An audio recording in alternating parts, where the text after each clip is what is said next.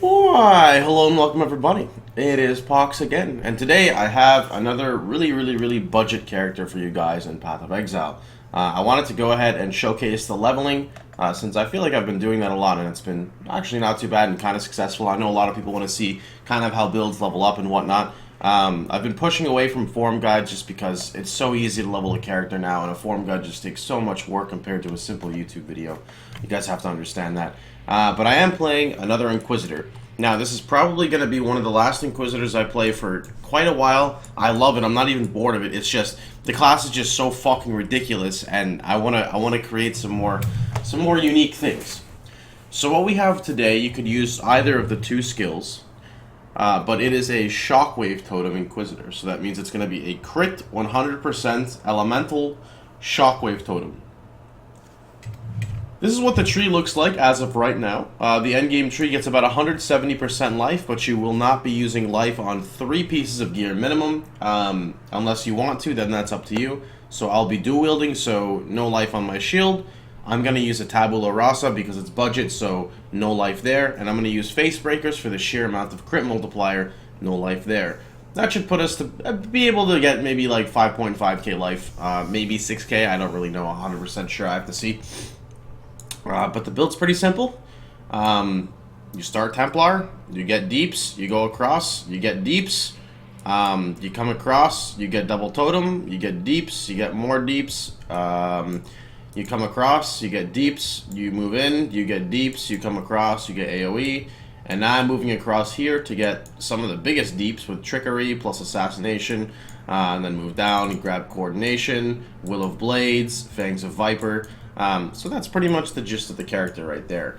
As of right now, I don't know how I'm going to run my power charges because I will shatter, so I can't do my old Assassin's Mark trick with Southbound gloves. I don't need to worry about that right now. I can just do like a power charge on crit setup.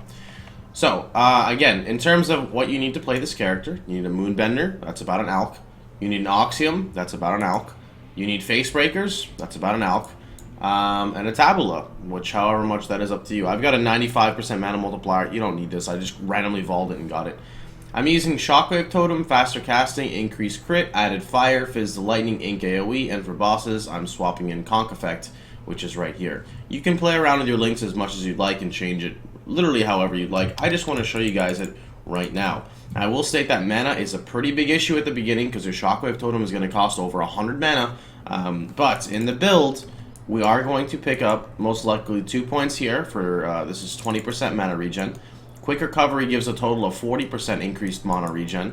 Deep Thoughts is 20% mana regen, which we're going to come across to grab Cruel Preparation anyway. Furthermore, you can grab Heart and Soul, which is maximum mana, which will boost your mana regeneration. And then coming into Cold Heart Calculation is another 20% increased mana regeneration. If you wanted more mana regen, you're literally at Witch, so you could grab mana regeneration here. You could come across and grab Stormweaver, which I may do to grab more mana regeneration. Since our damage is hybrid between cold and lightning, these nodes are actually not that bad. Alright, but let me go ahead and show you guys a little bit of how it plays. Oh, my Naga is not on the right setting. Okay. Now, one thing I would recommend as well is for you to run Hatred and Herald of Ash. I can't run Herald of Ash right now. Remember, these do apply before your conversions, so they're actually really good. And here's what it looks like. Now, I am 55, and Dried Lake is 55, so I figured this would be accurate to show you guys. If my character doesn't look like it's very tanky, that's because it's not. You guys know me. I don't really care when I'm leveling. I just... deeps, man. That's all I care about. Deeps. Give me the deeps. There is a potential that I will use Blood Rage later on and actually pick up Frenzy Charges. I don't know if and or when that's going to end up happening.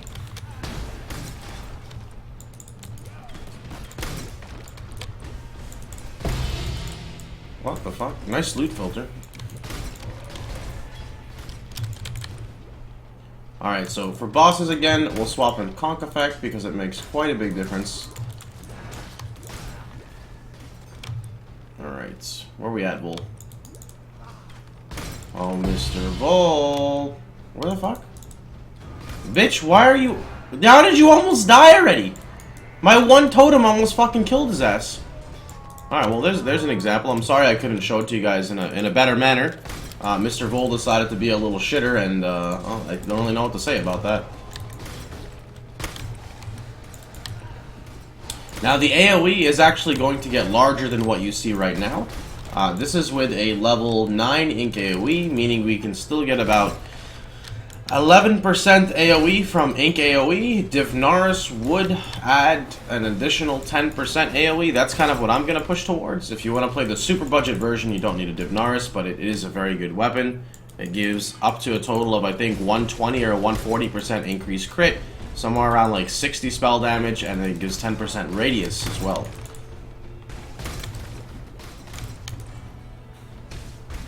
Bandits were pretty simple. I did Oak, and then I actually helped Alira for cast speed.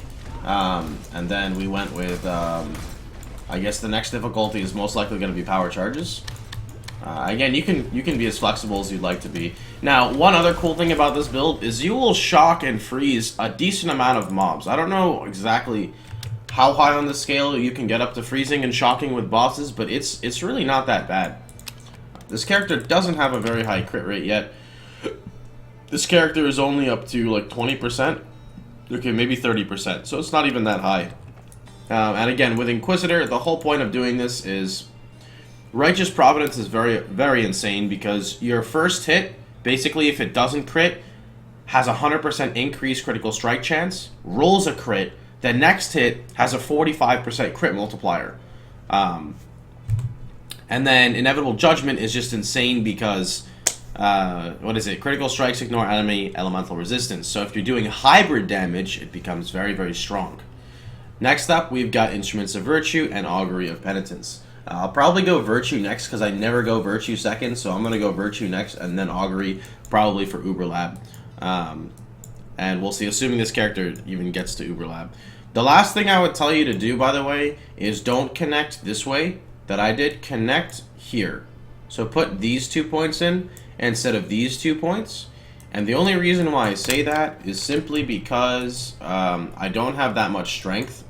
I'm actually using a 30 strength in my tree. And ShockWave Totem requires a lot of strength. The dex isn't really that bad.